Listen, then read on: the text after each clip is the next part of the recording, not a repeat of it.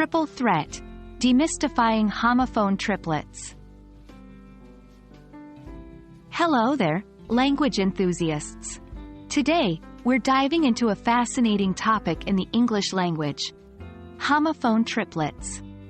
Now, you may already be familiar with homophones, words that sound the same but have different meanings and sometimes different spellings. But homophone triplets? That's where things get really interesting. These are groups of 3 words that all sound identical, but each has a unique meaning and spelling. However, there are some common misconceptions about these that we're going to clear up today. Let's jump right in. To get started, let's quickly review what homophone triplets are. As we've already mentioned, these are sets of 3 words that are pronounced the same way, but each word carries a different meaning. A classic example would be to, and to. Understanding these is key to mastering the advanced levels of English language learning.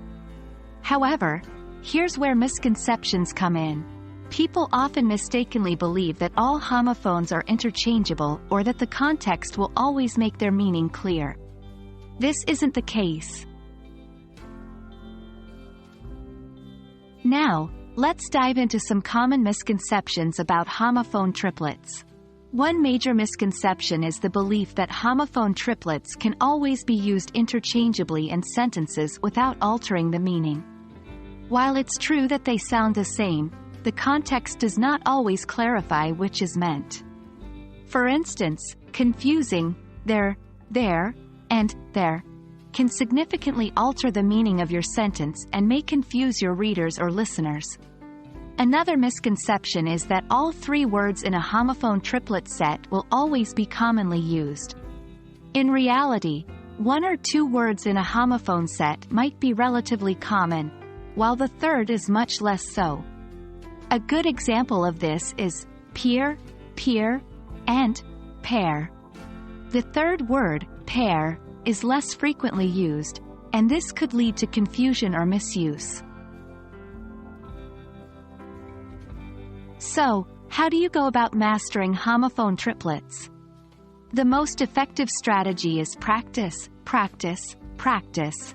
Familiarize yourself with common homophone triplets and practice using them in sentences. It can be helpful to create your own sentences using each word in a triplet set. This helps reinforce their distinct meanings and spellings in your mind. Additionally, reading widely and regularly can expose you to more homophone triplets in context.